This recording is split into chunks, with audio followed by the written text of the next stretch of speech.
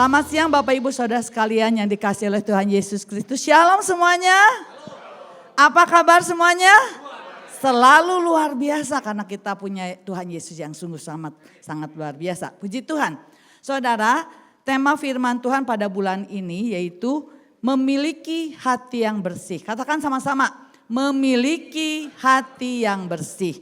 Dan minggu ini firman Tuhannya bertema bebas dari iri hati dan kepahitan. Saudara, kita akan baca di dalam Amsal pasal 4 ayat 23. Firman Tuhan berkata, kita boleh baca bersama-sama.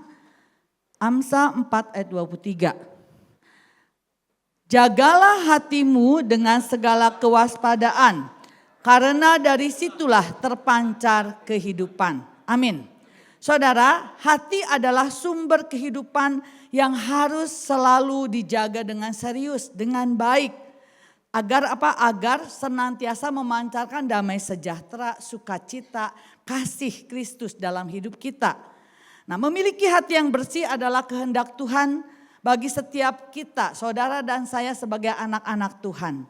Karena itu Tuhan ingin supaya kita mengalami kebahagiaan, mengalami segala kebaikan Tuhan. Kita bisa melihat kemuliaan Tuhan dinyatakan sepanjang umur hidup kita. Sehingga kita menjadi orang berbahagia. Karena itu Tuhan ingin hati kita bersih.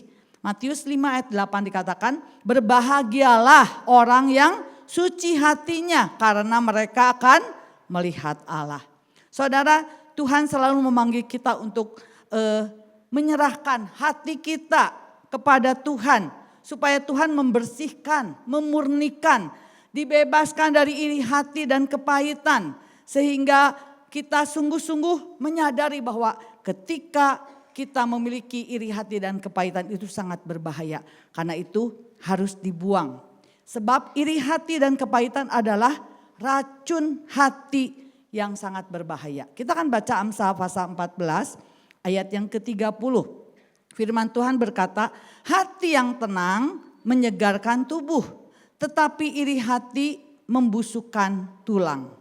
Saudara, iri hati bisa membuat kita sakit. Baik secara fisik maupun secara rohani. Karena itu kita harus waspada. Iri hati itu dimulai biasanya ketika kita mulai membanding-bandingkan. Makanya ada lagu ya, ojo banding-bandinge. Ya, jangan suka banding-bandingkan. Sebab ketika kita membandingkan itu akan menimbulkan iri hati. Ketika kita sudah mulai iri hati, itu iri hati seperti gas ya, di dalam gas nggak kelihatan. Apa seperti asap halus ya, lama-lama kalau dibiarkan menutupi rumah bau sehingga kita bisa sesak napas, akhirnya kita bisa meninggal juga. Nah, jadi saudara, kita nggak boleh banding-bandingkan supaya tidak ada iri hati. Kita harus sungguh-sungguh menjaga agar kita terlepas, dibebaskan dari iri hati. Karena itu kita waspadai ada beberapa gejalanya ya, yaitu kita seringkali seringkali terjebak kepada iri hati ketika kita mulai mudah tersinggung ya. Siapa yang suka mudah tersinggung, hati-hati. Kita mulai iri, kemudian kita juga suka tekaupan bahasa Jermannya ya. Nggak bisa ditegor. Kita merasa aduh kenapa sih ditegor, nggak enak. Kemudian kita juga seringkali melihat orang lain diberkati nggak senang. Ya. Iri hati itu apa? Susah melihat orang senang, senang melihat orang susah. Katakan, iri hati adalah susah melihat orang senang, senang melihat orang susah. Itulah iri hati. Dan itu tidak boleh ada dalam hidup kita. Karena iri hati itu berbahaya dalam hidup kita, sangat berbahaya. Itu merupakan racun bagi kehidupan kita. Nah saudara, saat mulai iri hati biar kita ingat. Mulai berdoa dan jangan membanding-bandingkan hidup kita dengan kehidupan orang lain. Sebab setiap orang punya berkatnya dan juga punya kesulitannya. Jadi jangan suka iri. Ya, jangan suka iri kepada orang lain. Mulai saat ini. Karena Tuhan ingin supaya kita memiliki hati yang bersih. Terutama untuk menyambut hari Natal. Supaya Yesus bisa lahir dalam hidup kita. Berkarya, berkuasa di dalam hidup kita. Nah saudara, selain iri hati, kepahitan juga sama. merupakan racun yang sangat berbahaya bagi kita. Itu sebabnya firman Tuhan mengatakan di dalam Ibrani pasal 12 ayat 15, jagalah supaya jangan ada seorang pun menjauhkan diri dari kasih karunia Allah, agar jangan tumbuh akar yang pahit yang menimbulkan kerusuhan dan yang mencemarkan banyak orang. Jaga hati supaya jangan ada akar pahit, jangan menjauhkan diri dari kasih karunia, supaya kita tidak menjadi sumber kerusuhan dan menimbulkan masalah bagi banyak orang. Saudara, kepahitan terjadi ketika kita mulai kecewa, sakit hati, ditumpuk, disimpan ya. Lama-lama jadi banyak, membusuk, kemudian ingat-ingat selalu kesalahan orang, diulang-ulang. Akhirnya tambah lama tambah pahit dan kita menutup berkat, menutup pintu pemulihan bagi Tuhan. Karena itu saudara, kita diingatkan benar-benar hati-hati terhadap iri hati dan kepahitan. Kepahitan itu seperti sampah yang terus disimpan dan itu akan berbahaya bagi kesehatan kita. Jadi saudara, sungguh iri hati dan kepahitan itu adalah racun yang sangat berbahaya, merusak hati kita, menghancurkan hubungan yang baik dengan diri sendiri maupun dengan orang lain, merugikan dan bahkan bisa memadamkan Roh Kudus yang ada di dalam hidup kita. Ya, saudara mungkin pernah dengar bagaimana orang yang iri hati jadi kepahitan ketika dia didatangi oleh malaikat, ya. Didatangi oleh malaikat tanya, Tuhan nyuruh saya, kamu mau minta apapun pasti dikabulkan. Tapi syaratnya ketika kamu dapat yang dari Tuhan, maka musuh kamu, orang yang paling kamu benci, akan mendapatkan double porsi, double blessing. Kaget. Karena Tuhan tahu isi hati kita, siapa yang paling kita keselin, yang paling kita nggak senang ya, paling kita benci, tahu Tuhan. Ya, jadi ditanya, malaikat ini nanya, apa? Wah, dia mikir, kalau saya minta 10 mobil, yang saya benci berapa? 20. Kalau minta saya 50 rumah, 100. Kalau minta pokoknya berkatnya misalnya minta 1 kilo emas, dia dapat 2 kilo. Ya lagi mahal, wah akhirnya dia mikir-mikir, udah malaikat saya minta mata saya yang sebelah kanan buta. Hah? Kaget malaikat, yang benar kamu minta itu? Masa kamu mata yang lagi melek minta dibutakan? Gak apa-apa, supaya musuh saya matanya dua-duanya buta. Oh saudara, bahaya sekali ketika kita ada kepahitan. Itu bisa, berkat itu bisa menjadi bencana. Betul? Tapi kalau kita punya hati yang mengasihi, berkat itu menjadi satu kesukaan bagi kita. Amin. Seharusnya ketika kita diberkati, dia juga diberkati ya, karena kita nggak ada kepahitan. Nah, karena itu saudara, Tuhan ingin supaya kita menyerahkan hati kita hari ini, supaya Tuhan bersihkan hati kita. Kita harus membuang iri hati, dibebaskan dari iri hati dan kepahitan. Nah, hari ini kita akan belajar kebenaran firman Tuhan. Paling sedikit ada 3 cara agar kita bebas dari iri hati dan kepahitan. Saya suka buat akronim 3M supaya saudara pulang ingat, tadi khotbah apa ya? Oh 3M ya. Jadi M yang pertama, agar kita bebas dari iri hati, yaitu kita harus menggantikan iri hati dengan bersyukur ya. Di dalam 1 Tesalonika 5 ayat 18 firman Tuhan berkata, mengucap syukurlah dalam segala hal. Sebab itulah yang dikehendaki Allah di dalam Kristus Yesus bagi kamu. Roma 12 ayat 15. Bersukacitalah dengan orang yang bersukacita dan menangislah dengan orang yang menangis. Saudara, Tuhan ingin agar kita memiliki hati yang selalu bersyukur. Hidup dalam pengucapan syukur. Baik dalam keadaan susah, senang, diberkati, tidak diberkati, sehat atau kaya, sehat atau sakit, miskin atau kaya. Kita senantiasa bersyukur, sebab itulah yang Tuhan kehendaki. Kita harus percaya bahwa apapun yang Tuhan izinkan, kalau sampai hari ini saudara ada, semua itu untuk memproses saudara dan saya. Untuk mendatangkan kebaikan bagi kita. Untuk membentuk supaya karakter kita semakin hari semakin seperti Kristus. Kalau kita masih belum sempurna, belum sesuai dengan kehendak Tuhan, terus akan diproses. Tapi ketika kita mengucap syukur, berserah, prosesnya akan lebih cepat. Amin. Karena itu kita perlu belajar untuk mengucap syukur, jangan bersungut-sungut, jangan suka ngomel. Sehingga kita ketika kita sungguh-sungguh tidak ada iri hati.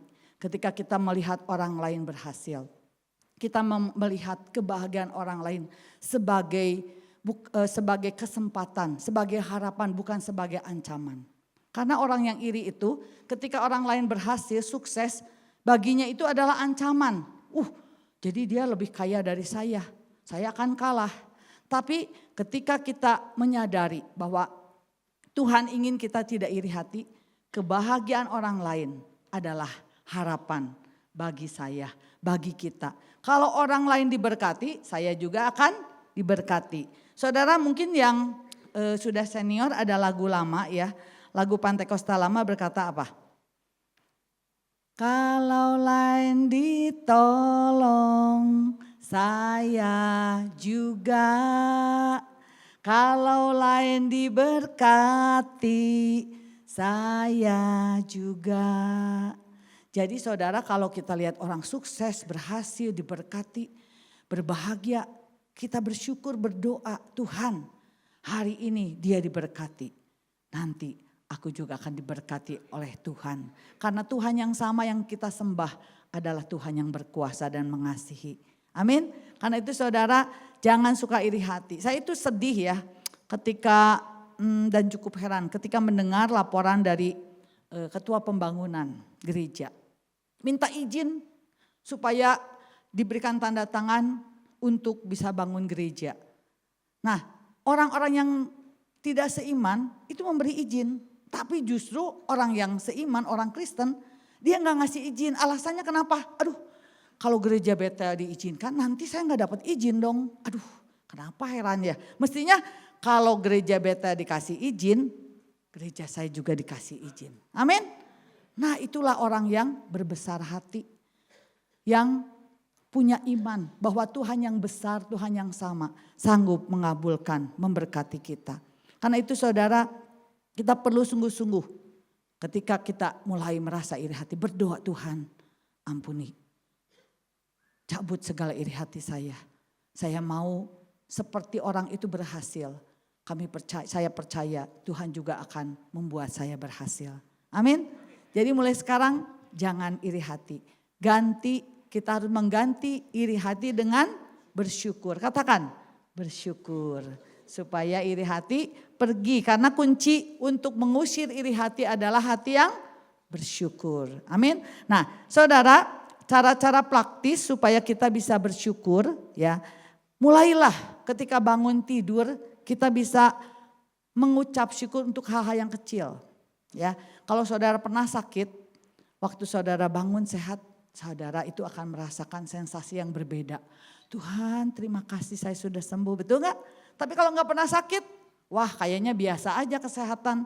Tapi ketika kita mulai bangun tidur bisa melihat, Tuhan terima kasih buat mata yang bisa melihat. Tuhan terima kasih buat nafas yang saya masih terima.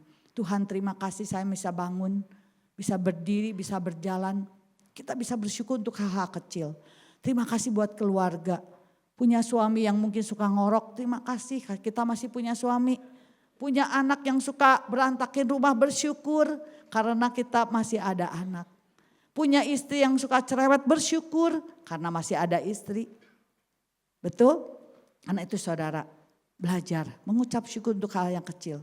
Saya katakan saudara ini adalah kalau sehat itu saudara orang kaya. Amin. Sebab kalau kita sakit beli oksigen sesek itu berapa puluh ribu. Kalau berjam-jam, kalau berhari-hari, berbulan-bulan saudara bisa bangkrut.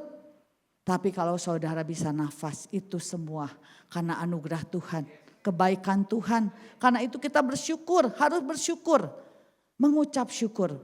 Nah saudara, cara lain untuk kita bisa mengucap syukur mulai besok. bangun tidur, pilih atau ingat-ingat 3 hal. Ya, 3 hal apa yang patut kita syukuri. Saya percaya ketika setiap hari kita bersyukur untuk 3 hal, saudara akan hidup di dalam pengucapan syukur setiap hari. Tuhan terima kasih pas bangun, suami bangun, terima kasih Tuhan buat suami yang sudah ada di sebelah saya. Terima kasih Tuhan buat suami yang ngorok. Terima kasih Tuhan buat, ya berarti kita mengucap syukur, banyak hal untuk kita bisa mengucap syukur.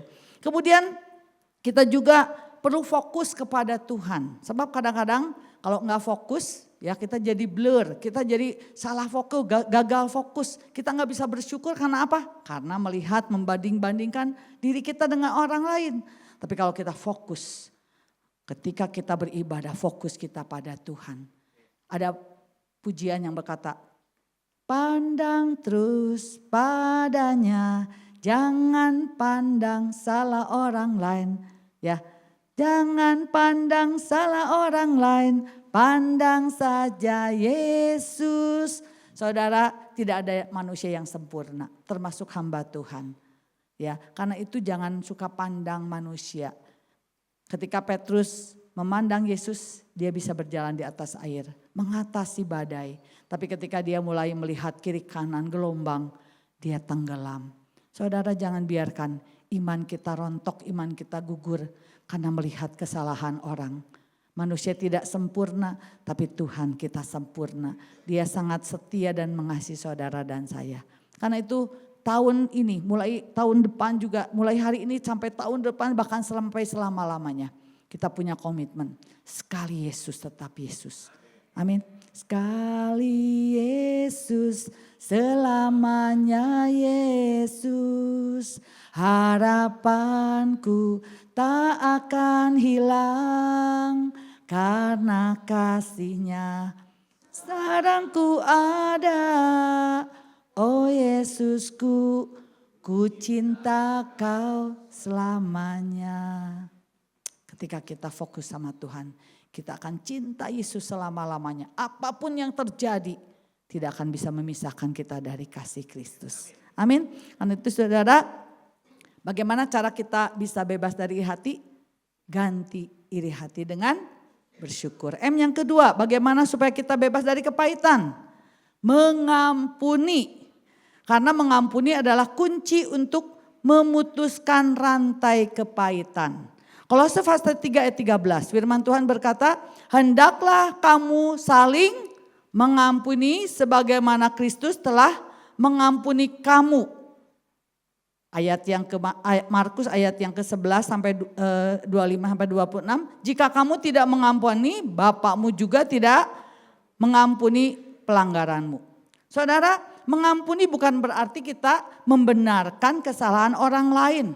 Mengampuni berarti kita membebaskan diri dari penjara kepahitan. Ketika kita mengampuni, kita sungguh-sungguh dibebaskan dari kepahitan. Kunci untuk bebas dari kepahitan adalah dengan mengampuni. Tidak ada jalan lain. Kalau saudara mau bebas dari kepahitan, saudara harus mengampuni. Karena kunci untuk bebas dari kepahitan adalah mengampuni.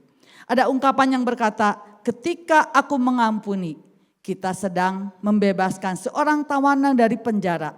Dan tawanan itu adalah diri kita sendiri.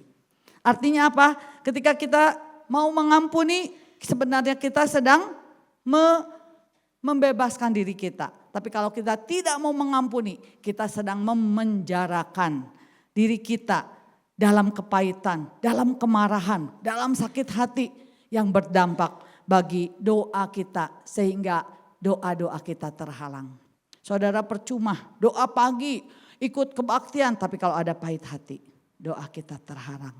Tidak tembus ya. Karena itu saudara hari ini biar kita mau buang ganti iri hati dengan bersyukur, kepahitan dengan mengampuni. Mengampuni berarti melepaskan hak untuk membalas dan menyerahkan hati yang luka kepada Tuhan. Roma 12 ayat 19 sampai 21 dikatakan, saudara-saudaraku yang kekasih, janganlah kamu sendiri menuntut pembalasan, Tetapi berilah tempat kepada murka Allah, sebab ada tertulis, pembalasan itu adalah hakku. Akulah yang akan menuntut pembalasan. Firman Tuhan. Saudara, biar kita mau belajar mengampuni. Tanpa pengampunan, luka hati akan menjadi racun. Dengan pengampunan, luka hati akan menjadi pintu bagi pemulihan hati kita. Saudara mungkin pernah dengar seorang yang bernama Nelson Mandela. Dia itu dipenjara selama 27 tahun. Lama. Tapi akhirnya pada tahun 1994, Nelson Mandela menjadi presiden pertama di Afrika Selatan yang berkulit hitam. Dan waktu dia menang, lawan-lawan politiknya mulai takut dipenjarakan, balas dendam. Tapi ada seorang yang bertanya, mengapa kamu gak balas dendam? Nelson Mandela berkata, pengampunan itu membebaskan. Ya, pengampunan itu sungguh membebaskan. Baik yang mengampuni maupun yang diampuni. Saudara, kalau saudara ingin benar-benar memiliki hati yang bersih, mari kita lepaskan pengampunan. Pengampunan itu sungguh-sungguh membebaskan kita. Mungkin saudara pernah dengar bagaimana seorang ibu yang dihianati oleh suaminya. Setelah suaminya menceraikan dia itu kawin lagi. Dan waktu mamahnya ini orang Kristen ya, orang Bandung, mungkin saudara pernah dengar kesaksiannya. Dia itu cerita, ke anaknya 2 orang laki-laki, kalau nanti papa kamu menikah dan kita diundang, menurut kamu datang enggak? Anaknya dengan polos, datang aja mah, datang aja mi. Kita datang doakan papi supaya papi tidak gagal lagi. Ya udah, benar ternyata undangan datang saudara. Wah kalau saudara datang enggak ya? Dia datang saudara. Dia datang orang-orang kaget jadi guncingan biasa lah. Udah gitu setelah udah menikah ya udah pulang. Tiba-tiba karena dia dokter kandungan. Istrinya itu istri mudanya dari suaminya, mantan suami itu hamil, melahirkan, mau dioperasi, ketakutan doa. Minta tolong dong doakan. Datang juga saudara doain. Wah luar biasa ini hati malaikat ya. Saya juga kagum sekali. Akhirnya doakan juga sebelum masuk ke ruang operasi. Pas itu ada pendeta datang telat katanya. Kok ibu ada di sini? Iya. Loh habis apa? Habis ngedoain. Loh kok bisa? Ya bisa, kenapa nggak bisa? Nah udah akhirnya wah luar biasa. Akhirnya anaknya lahir ternyata suaminya kena tumor kalau nggak salah di kepalanya. Dan udah itu suka didoakan, dibesuk. Waktu itu ada momen satu saling mengampuni. Dan dia berkata ketika kita saling mengampuni, mengakui masa-masa lalu, kesalahan masa lalu. Waktu itu kami saling mengampuni, itu rasanya seperti selembar kertas, ringan sekali.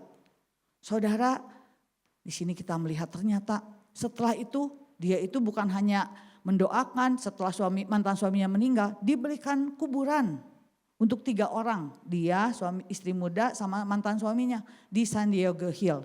Luar biasa saudara, kalau bukan Tuhan gak mungkin. Ini karena Tuhan. Karena itu saudara, kalau saudara suka berat-berat itu hati mungkin ada kepahitan. Ya, soalnya orang yang nggak ada kepahitan katanya ringan. Setelah ada pengampunan ya saling mengampuni itu ringan rasanya. Dia cerita begitu. Karena itu saudara kita perlu untuk mengampuni. Supaya tidak ada kepahitan. Nggak ada kunci lain, nggak ada jalan lain. Hanya harus mengampuni. Dan mengampuni itu bukan hanya membebaskan kita, meringankan hidup kita. Membuat kita sukacita tapi mengampuni juga menyembuhkan. Ada orang yang sakit ya, pernah kesaksian juga lututnya sakit. Tapi ketika satu hamba Tuhan suruh maju ke depan, siapa yang sakit? Yang ada dendam didoakan, sembuh saudara. Makanya saudara cek siapa yang suka sakit-sakit tulang. Karena firman Tuhan berkata, iri hati membusukkan tulang. Jangan-jangan saudara ada kepahitan ya. Tapi kalau saudara hari ini mau sembuh, apa? Mengampuni. Saya percaya kalau saudara taat firman Tuhan, Jemaat Kings 2 semuanya sehat-sehat. Melayani Tuhan bersama. Apalagi hari ini hari ulang tahun yang kedua ya. Beri tepuk tangan bagi Tuhan ya. Hari demi hari Tuhan pelihara, hari ini ulang tahun yang kedua. Puji Tuhan. Nah jadi saudara, kalau saudara yang sakit kita perlu mengampuni supaya ada kesembuhan. Ya cara praktisnya apa? Ketika ada kepahitan mulai doakan, sebut namanya. Mungkin sulit. Pertama, Tuhan, tadi udah dengar firman Tuhan, saya mau taat. Saya doakan si sebel. Gitu ya. Lama-lama sebut namanya, sebut namanya, sebut namanya. Lama-lama Tuhan berkati orang yang melukai. Saya percaya saudara akan dimampukan oleh Tuhan kalau saudara mau taat. Amin. Jadi untuk bebas dari iri hati kita harus menggantikan iri hati dengan bersyukur. Untuk bebas dari kepahitan kita harus mengampuni, karena mengampuni adalah kunci untuk melepaskan, memotong rantai kepahitan. Dan M yang ketiga yang terakhir. Ketika kita bebas dari kepahitan dan iri hati, kita bisa mengasihi. Karena mengasihi adalah bukti hati yang bersih dari iri hati dan kepahitan. 1 Korintus pasal yang ke-13 ayat yang keempat, demikian firman Tuhan. Kasih itu sabar, kasih itu murah hati, ia tidak cemburu, ia tidak memegahkan diri dan tidak sombong. Saudara, ketika kita hidup dalam kasih, maka itu akan membuat kita dapat melihat orang lain sebagai pasangan, bukan sebagai pesaing, tapi sebagai sesama yang harus kita berkati. Hati yang bersih bukan hanya bebas dari iri hati dan kepahitan, tapi hati yang bersih, hati yang dipenuhi oleh kasih Kristus. Karena itu saudara, doa Tuhan, penuhkan aku dengan kasih-Mu. Sebab ketika ada kasih Kristus, itu iri hati, penyakit-penyakit hati, kepahitan akan hanyut, akan pergi karena ada kasih Kristus. Firman Tuhan berkata, hendaklah damai sejahteraku memerintah atas kamu. Ketika ada Yesus di hati, ada kasih Yesus di hati, kita bisa mengampuni, kita bisa mengasihi. Karena itulah bukti dari kita sudah dibersihkan hatinya.